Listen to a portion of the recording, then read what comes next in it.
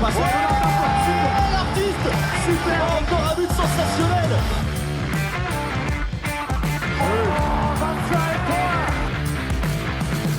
That's a brilliant bit of follow-up play by Mahe. Oh my goodness me, what a shot. Sagosen setter det hen! Han setter den! Vi i semifinale igjen! We're almost halfway through the preliminary round of the Olympic Games in Paris, and we're here to check in on the teams and players that have impressed us most so far, and maybe chat a little bit about the teams that aren't impressing us so much, because, well, it would be rude not to. Chris here, talking to you from a sweltering Paris at the moment, and joining us all the way over in Boston with his morning coffee is Alex Kulesh. How you doing, Alex? How you doing, Chris? It's been great. I have found it very tough this time around because I've tried to watch as much handball as possible, and at the same time tried to watch as much of the Olympics as possible as well. And that is very difficult. It's very difficult when you can you have to enjoy one sport which starts at 9 a.m. And finishes at 11 p.m. Is that how late it goes in Pretty Paris? much, yeah. 10:35, 10:40, yeah. That means I watch it during my work day. Very important work days. I get to watch my handball, and then I have the evenings to catch up on things like skateboarding, surfing, and gymnastics. So far, skateboarding's been my standout Olympic sport. Oh, Chris. okay. Has anything caught your fancy on the broader scale? I haven't been able to catch. I've been to swimming, which was great. Rugby sevens, tennis at Roland Garros. That was a highlight. Also because I saw a miraculous comeback from Andy Murray and his doubles partner Dan Evans in their first round match. Quite literally a miraculous comeback. They faced 5 match points in a super tiebreak, won all 5 of them, and then won 2 more to win the match. That was great. And I'm going to go to beach volleyball this afternoon after we record, before heading to the handball in the evening. And that is how I've been dealing with it, in trying to follow both intensely. You definitely see less of the Olympics when you're at the Olympics. I think that doesn't come as any surprise to anyone. But been basically choosing 2 or 3 matches every day to watch on site in the handball, do the work around that, and then catching some other things while we're there. Another highlight was catching the beach handball exhibition. And maybe at the end of the podcast we'll throw in a couple of interviews I had from that with the most famous Kretchmar in Paris, Lucie-Marie Kretchmar, and friend of the show, Captain America himself, Drew Donlin, who may well be playing indoor in the Olympics in 4 years' time. So that was great. Before we continue, I do want to say thank you to everyone who's signed up for our Patreon over the last couple of days, and everyone who's still around in the Patreon and contributing to our Discord, who's joined the Fantasy League as well. And Chris briefly was top of the Fantasy League, but has dropped down a little bit. But it's been pretty fun. Again, Patreon.com/handball hour to get lots of bonus podcasts like the one a couple of days ago. We'll follow up with another one in a couple of days. So we're really aiming to get you a podcast every 2 or 3 days during these Olympics, and we can only do that because of everyone who's followed us on Patreon. Before we move on to talking about handball, we just have to address the classic story that comes up at this time of year, every 4 years, at this stage of the competition, is when the donks come out, Chris. This time they take there's a number of forms of donks, and for anyone who doesn't get the reference to the donks, we had this whole discussion 3 years ago at the Tokyo Olympics in 2021 with kind of a number of people, the main proponent being Jay Cutler, who was an NFL player who came out and was just like, yeah, I could play handball. All we need is pure arm speed. And we went through that whole we whole fiasco. Yeah, we became viral. We made a video that made it onto ESPN. Luka Doncic defended handball, so we're not going to do it again. But this time around, the main what kicked things off was actually Pat McAfee, who had a tweet. You know, he's big sports broadcaster in the US, who had a tweet, and I think it was slightly misinterpreted. I don't think Pat McAfee's tweet was really saying that, you know, today we can walk on the court and be medalists in the sport, as a lot of donks on the internet try to say. His tweet was more about, you know, America should be good at this sport. We have all the skills to be good at this sport. Why aren't we good? And if, you know, in another dimension that where America focused on this sport, they would dominate.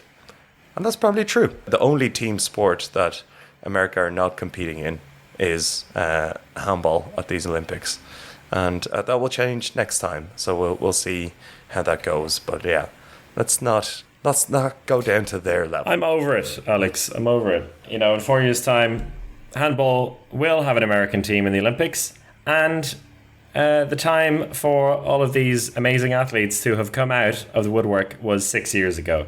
Sadly, that never happened. The men's team will be half decent because they have a half decent men's team. The women's team will be an absolute catastrophe because they don't have a good team at the moment and they won't develop one. I asked Drew Donlin, who's coming up later in the show, for his take on it as well. Of course, he was a bit more welcoming and gave a nicer answer than we would. I think it's fine. You know, let the Americans say what they want. What I'm more annoyed with now is how butthurt all of the Europeans get by it, because it was funny once upon a time, and now the responses from handball people annoy me more than the tweets from Americans. I don't know when that changed. I'm more over the handball people getting so irritated by it now. I think we're Twitter. All over it. It's Twitter. Like, when is a half decently formed argument from an anonymous person or a famous person, for that matter, on Twitter ever actually meant something? Probably back when it was called Twitter and not X. Probably that was the last time.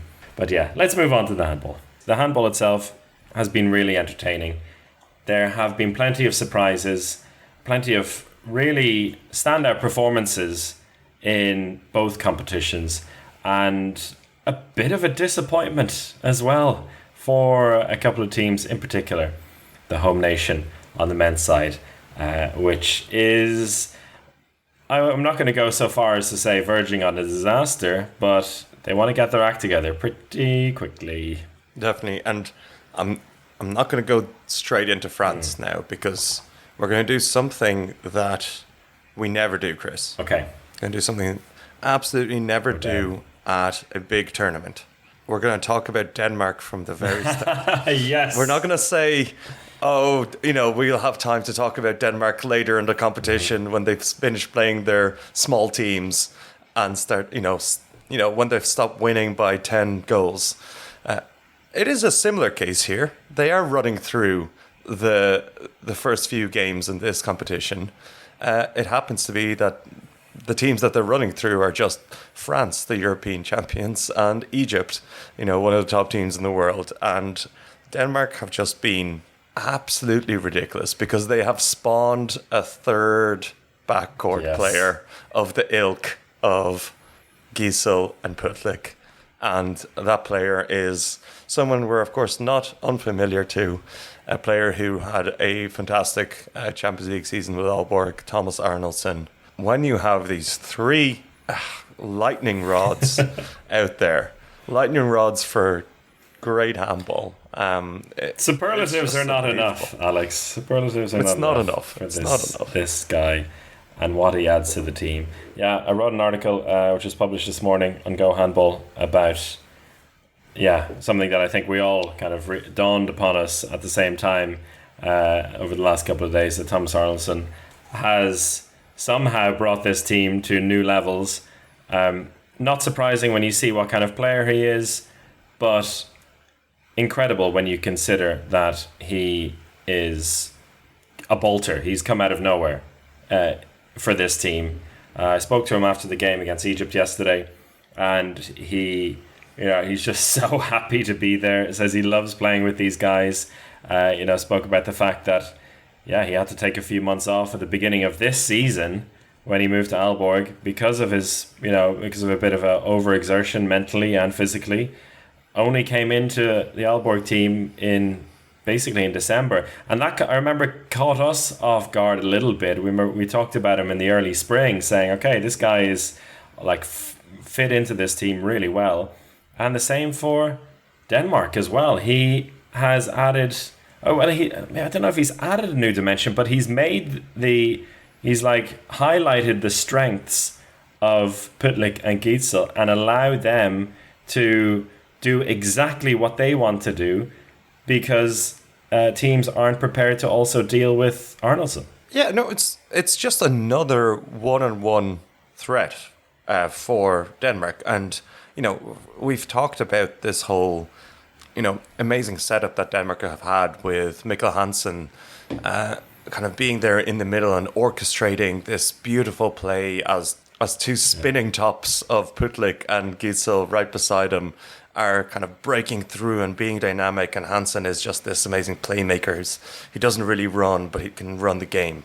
Turns out that if you have a third player that can also go one-on-one and can do lots of running and can pass the ball, it's even better. Who would have thought? I'd have to give credit to Nikolai Jakobsen as well for making that decision to bring him in. Yeah. It does contrast a little bit to the French team, which we will get onto later, but he had to drop some important players like Mads Mensa, who's been by his side, his little nephew on the court for all the big moments. And for Nikolai Jakobsen, that is, as the Uncle Nikolai and nephew Mads. And Lasse Andersen, who I think over the season had made a case for his involvement also as a two-way player. But it's a fantastic addition. He's fit in like a glove, and it is perfect for Mikkel Hansen and Rasmus Lauge, almost in the way that Hansen was able to come into the Final Four with Aalborg and really was fantastic when he needed to. That could be the same approach here at these Olympic Games, that he's being used sparingly until it's time to unleash him. Lauge comes in, does what he needs to do for the team for a little while, and besides that, just leave it to the three lads in the backcourt, because they're scary good when things are clicking. And in that first half against Egypt, almost the entire match against France, except for the opening 15 minutes, just scary good. It was just the two boys really that were at the very top in the first game against France. So Denmark really dominating France 37-29, but I do think the score probably does flatter Denmark a little bit, because on the 45th minute the score was 26-25 to Denmark, and until that moment it was a really close game. And then it was just Simon Putlik and Gidsel taking turns. So both of them scored 11 goals in that first game. 11 from 12 for Gidsel, 11 from 13 for Simon Putlik. No penalties. Just stats that are just kind of out of this world. Unbelievable, truly unbelievable. No other players can really replicate that kind of performance in the world, and Denmark have two of them.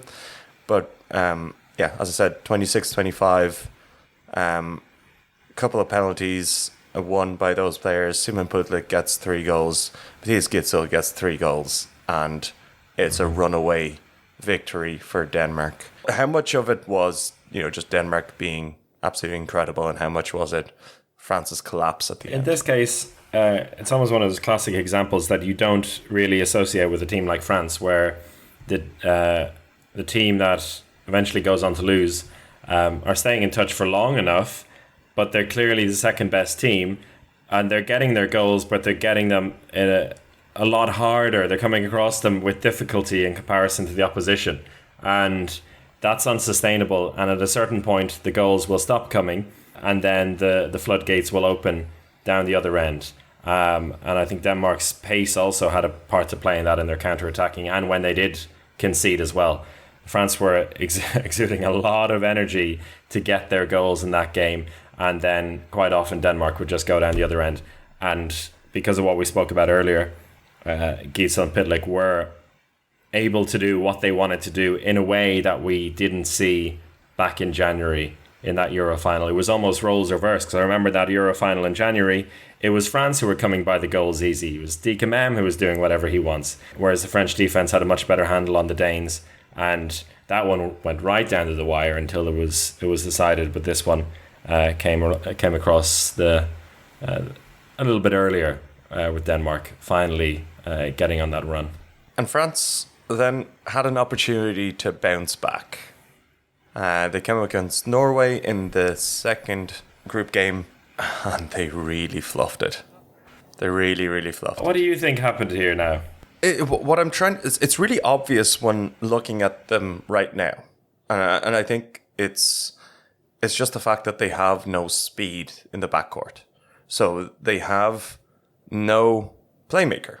They have Remily and Melvin Richardson as playmakers, Prandy and Dicamem as the backs. And I waxed lyrical about this backcourt, that it's, they're all amazing players.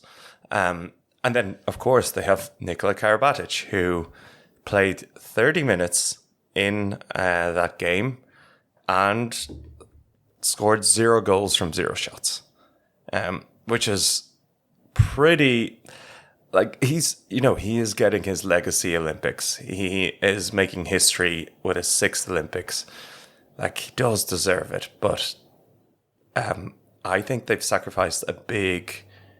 with a squad of 14, I think they've sacrificed a big kind of element in not bringing the likes of Canton Maé or Aymeric Meen, 2 players who are real playmakers.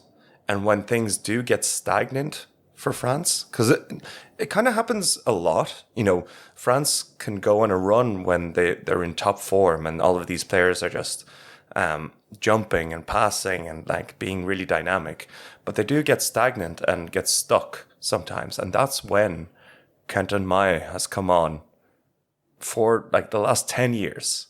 Canton Maé has come on and taking a standing shot, or just taking someone one-on-one and kind of broken the game open. And they just don't have that player in the squad. So it becomes a little bit too individual, a little bit too slow. And they get into a rut. And that's what happened against Norway. It eventually happened against Denmark in those last 15 minutes. When they got into a rut, they couldn't get out. Against Norway, it just happened from the very start, and they just couldn't get out of it. Another player I think worth mentioning here that has been a big part of this team over the years was Timothée Nguesson, who has also been almost immediately forgotten, who is, as we've joked about, but is also very true, Mr. Reliable for club and country many, many times, and is a true left back, which Nikola Karabatic isn't, and Elohim Prandy is, but not at the most consistent level all the time. And I think maybe the formula has just been, for that and other reasons, has been gotten a little bit wrong. You can only have 14 players. Of course, as we spoke about, they still do have time to change things. I'm not going to go all in and totally say they're falling apart, because it would be, very remiss of us to do that. There's a long way to go. They should get into the quarterfinals still, and then it's, you wouldn't doubt them at any step along the way there in Lille to just drag results out. But it is highly worrying, and it's far from the, party that everyone is expecting here in Paris. France versus Egypt coming up next. Yeah. Egypt have shown to be a top team again, and that is just the thing that I'm enjoying so much about these Olympic Games. Truly a No easy game. Tough game. And we're talking not just a tough game that you might get through. We're talking the equivalent of a European Championship quarterfinal or a World Championship quarterfinal, the standard that is at this competition, and each team really taking it to each other. On the other hand, Norway, just a quick mention, probably the team that have impressed me the most, and it's not a surprise. I said at in our preview podcast that Norway have been really clicking. You know, they something happened going into that Olympic qualifying tournament, and that something might just be Tobias Grundal. It absolutely probably is Tobias Grundal, who has very quickly become the diminutive alpha of this team. And against France, he was running the game. It wasn't Sagosen. Sagosen's had a very poor tournament so far. Just 3 goals he had a very good start against Argentina. 3 goals, 3 assists, and then a red card. But against France, 2 from 8.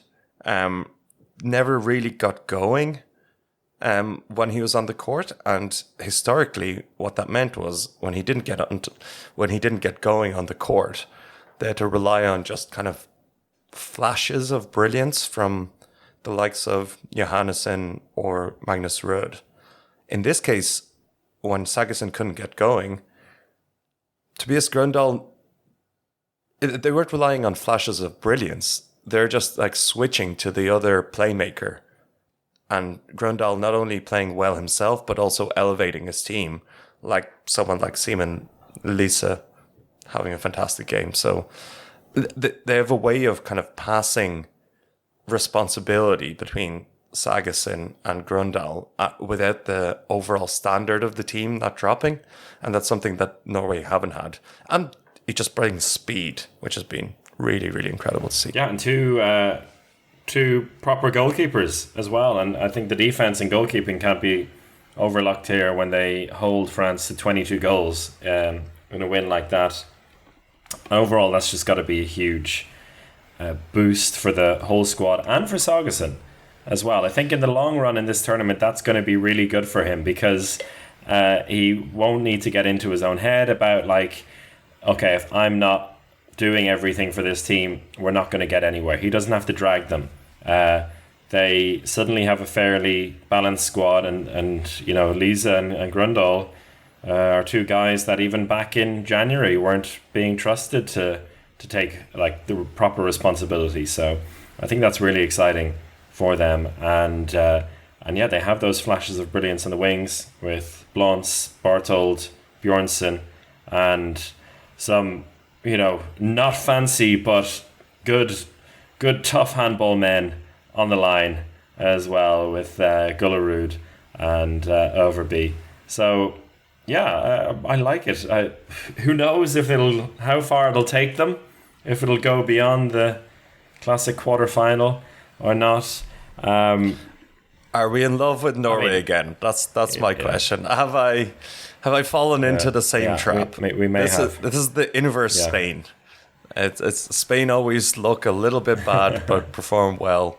Norway always look incredibly exciting but flop eventually. And I've been on the wrong end of both of those for quite a while. But you know what? There's something about this Norwegian team that excites me a lot more than many teams in this competition.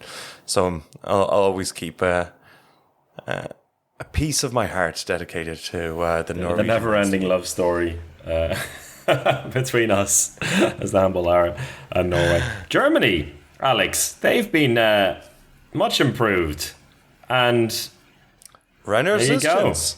go, leading. Well, I was going to say leading the way in my Hold It team, but no, all my left-handers are doing a fantastic job in my Hold It team, as I was temporarily top of the Uninformed Handball Hour competition yesterday, currently in 3rd place. He's damn good. And Germany are really solid. They actually do not have a right wing anymore, but as you've alluded to a few times in recent months. It's a position that's not really needed anymore, it seems.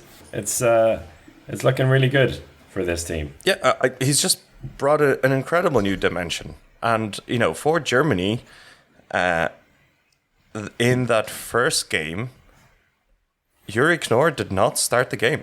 No. It was Luka Witzke that started the game, which was a really interesting decision from Alfred Gislason. And Juri Knorr then said, well, I'll show you what it's like when you don't start me. He comes on and gets a red card. And we barely noticed his absence. So, yeah. Yeah, and that was against Sweden. That was Germany beating Sweden very comprehensively.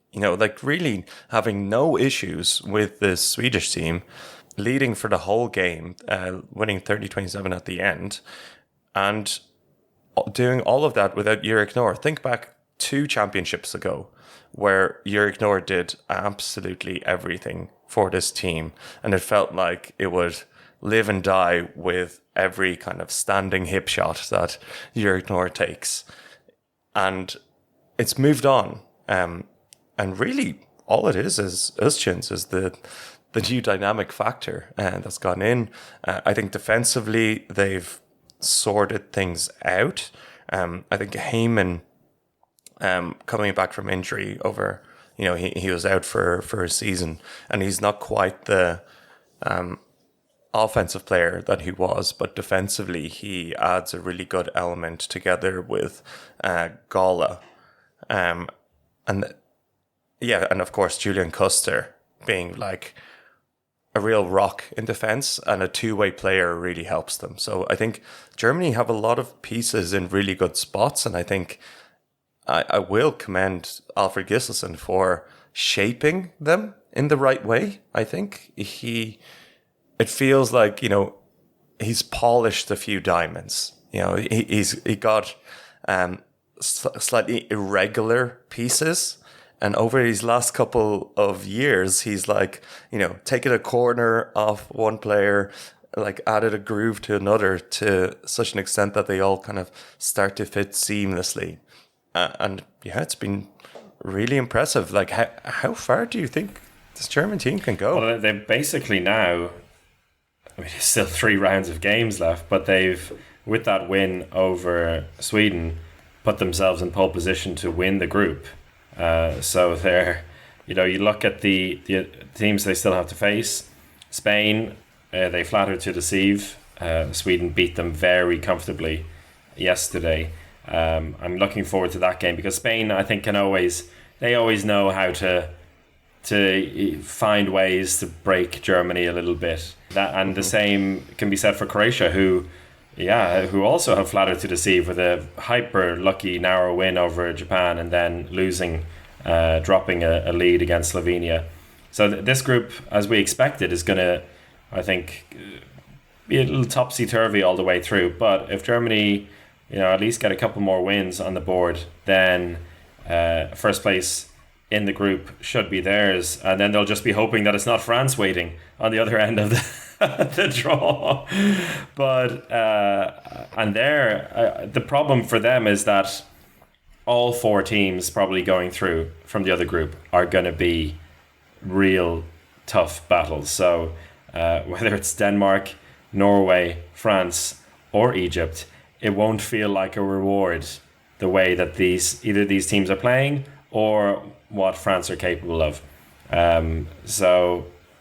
It's quarterfinal, and then I don't know. I'm not gonna.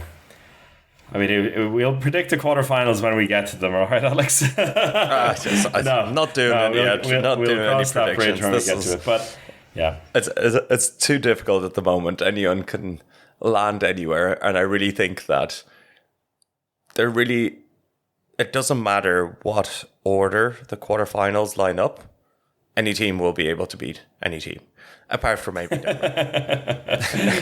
Battle royales all around. It's going to be great. We'll touch a little bit on the women's competition as well, even though they're playing at the moment as we record. But before we go to that, let's hear from Handball's cousin on the beach. which was strutting its stuff over the weekend, trying to make a claim for a future Olympic inclusion with a showcase event hosted by Paris 2024 and the IHF. I had a chance to speak to friend of the show, American international both on beach and indoor, Drew Donlin. But first, Lucie-Marie Kretchmar, daughter of Stefan and Bundesliga player indoor, two-time world champion on the beach. Lucie-Marie Kretchmar standing in front of me, and behind her, the Paris 2024 flag. How wonderful is that? Yeah, we've all been waiting for this moment like for so long, and even if we didn't know who will be invited, and now we're here today with better weather than yesterday. It's crazy, and also being with the best beach handball players of the world, like just celebrating beach handball and just trying to show what we love to other people. I think it's really great. You said that you didn't know who would be there when it was announced, but now that you are here and like you're among your fellow best players in the world, is that something that has kind of dawned on you yet? Have you realized like, okay, I'm really considered and I belong among all these players?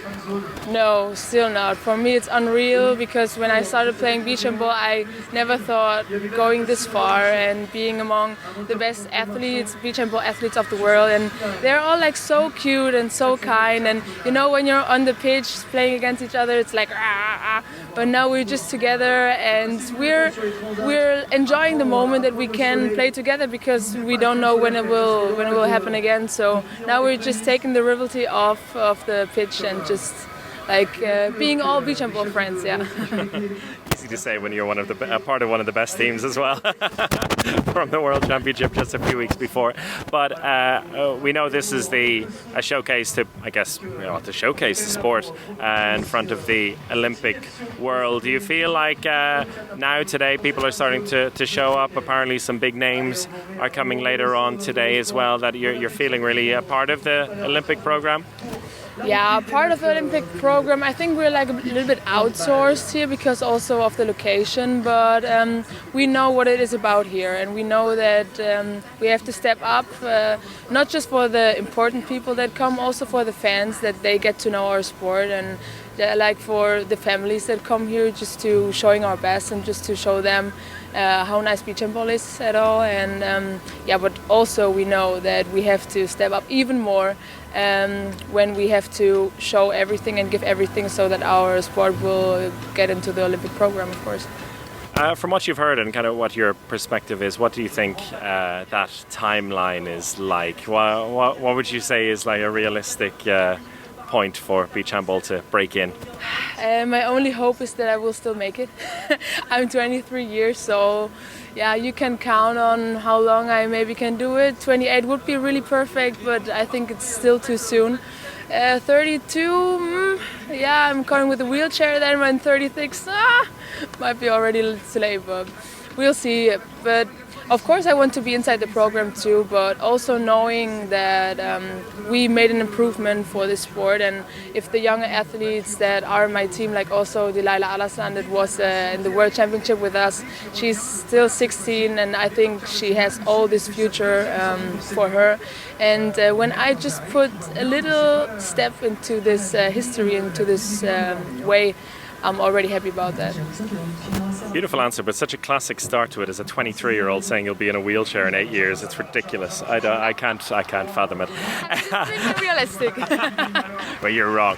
But what would you say from a kind of Olympics perspective beach handball brings to the party? What are the real key selling points for you as a player? Yeah, you see what is about beach volleyball. They're now playing in a big stadium under the Eiffel Tower, and it's like fully sold out every evening. So I think that we can take this as a role model and just try to go this path too. And yeah, you see the people are like here, whoa, oh, wow. It's like so spectacular, and they see how much fun we bring within this game. And I think that this is a really big part for bringing in the Olympics, because the Olympics are always like really hard competing and like forgetting to enjoy. And I think that our sports just can bring all this stuff in that's sometimes forgotten, and I think it's great. Lucie-Marie, thank you so much. Thank you so much too.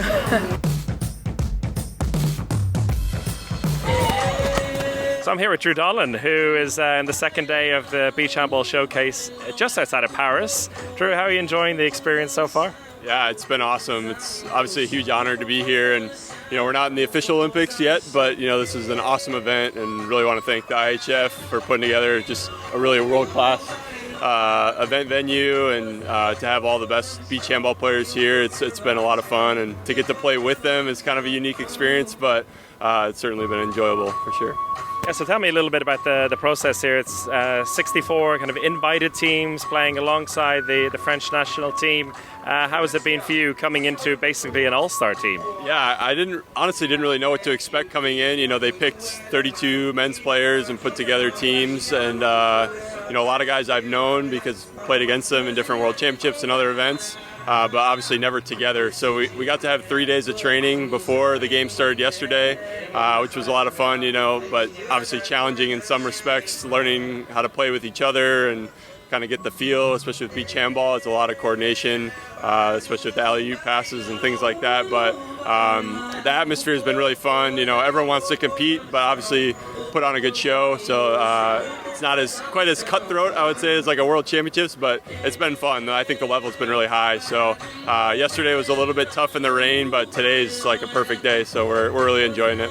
And that's why I wasn't here yesterday, and I'm only here today to capture the joy in the sun. But for you as well, as someone who's playing at a high level indoor as well, and I guess you have very clear Olympic aspirations for 4 years' time. How great is it to be here in Paris and kind of, I guess, get a little bit of a feel for what's coming in 4 years for you? Yeah, I mean, certainly is up to my motivation just to keep playing through LA 28 and to make the team for that, hopefully.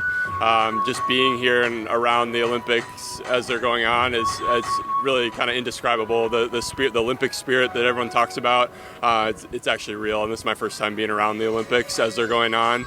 And I can't wait for it to be in our home country. It's going to be a lot of fun, and hopefully playing in it would be a huge honor. Yep.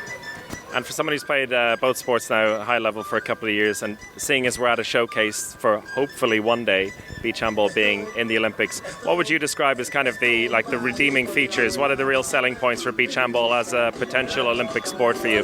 Yeah, I think the atmosphere, for one, it's very different and people enjoy being here. I compare it to kind of beach volleyball. So actually my wife plays beach volleyball for Team USA too, and I think everyone who's there enjoys being there. It's a different atmosphere. And for beach handball, the speed and the tactics are different than indoor.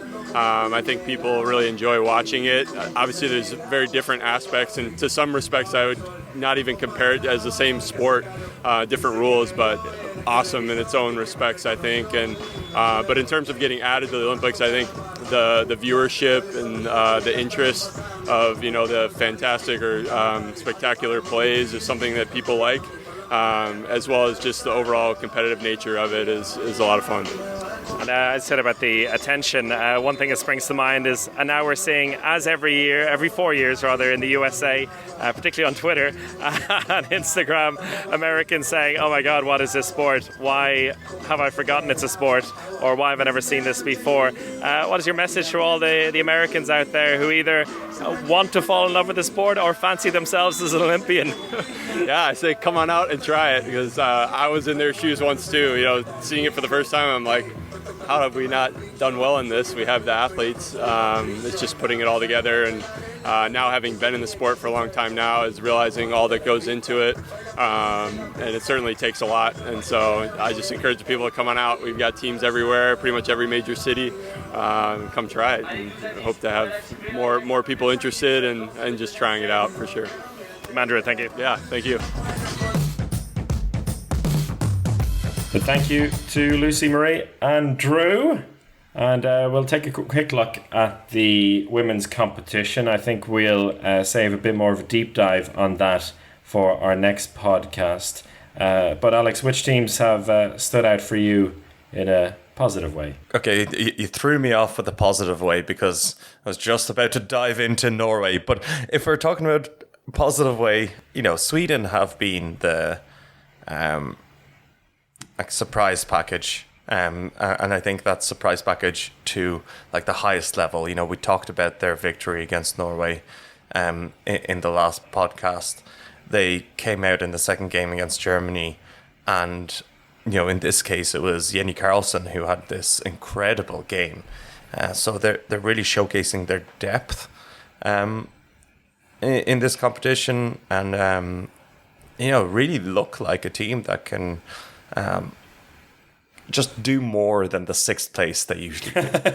Yes, they've been fantastic, and getting wins over two of the top three teams in the group already is massive. They've got Denmark tonight, which will have huge implications for the top two in the group between basically the three Scandinavian nations. So we can hold our judgment on that, but I think so far so good. And Johanna Bunsen has just been astonishing. I think she's probably the best goalkeeper from what I've seen so far in the women's competition.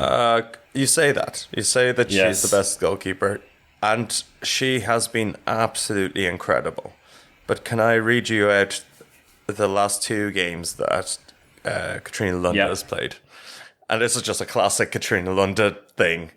44-year-old Katrina Lunde playing at her fifth Olympics in the second game against Denmark. She came on, 15 minutes left, saved 7 out of 8 shots, 87%.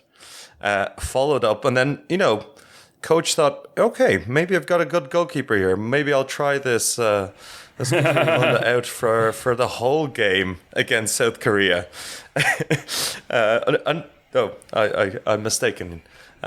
She only got 29 minutes or 30 minutes. She played one half against South Korea. 11 saves out of 20, 55%. So Katrina Lunde has saved 18 of her last 28 shots. And long may that continue, and maybe we'll see Katrina Lunde in the 2028 Olympics at the age of 48, getting 48% save rate again. But Against Sweden, she had a mere 31% and 14 saves. Which and Johanna Bunsen is basically she's safely over 40% in everything she's had so far. But yes, Katrina Lunde will be the best goalkeeper of the entire tournament when we look back at it in the end. Perhaps. Now that Henny Reistad is back at long last, I think there were some nerves in the Norway camp. Nobody was saying when she was going to come back, and then they snuck her in for the early morning game, and she seems to be coming back to full fitness. come back in that win against South Korea, not at her top form, but they really didn't need to be at the top form against South Korea. They just did the business, and Henny did the business at the right time, kind of ramping up in the third quarter, the all crucial third quarter to break away. But since we're speaking about goalkeepers, the star of these Olympics for handball has been a goalkeeper, and that is Gabriela Moreschi, the Brazilian goalkeeper who had an incredible game in the opening match against Spain, making 48% of her saves. And that has catapulted her to pure celebrity status in Brazil. She's now the second highest followed handball player on Instagram. She's at 315,000 followers on Instagram, raised from just over 30,000 Insane. 3 days ago, catapulted to the top, and is just lagging behind Nikola Karabatic, who has a 2-decade career to build his following. So I think by the end of this Olympics, she will be the biggest handball player in the world, on Instagram at least. And a few big performances for Brazil are probably needed after they really threw away that match against Hungary. It's a tough group. Spain are basically done, you'd reckon, unless they pull off something amazing, having lost to both Angola and Brazil. That's great news in that at least one of Brazil and Angola will make it through to the quarterfinal. They're going to face off against each other, I think, in the last game of the group, which is super exciting and really good for the sport. So that could be another big opportunity, as is their game tonight against France, for her to add a few hundred more thousand if they get a big win over France. But if this podcast is going to be out before then, we're going to have to wrap it up now, Alex. So I'll thank you all for joining today and listening. Make sure, if you want to catch more coverage throughout the coming days and the entire Olympics, join us on Patreon, patreon.com/handball hour. We'll have another episode out in just a couple of days, which will be exclusive for our subscribers. And then a few more days after that, we'll go with another public show. But until then, everyone, take care and goodbye.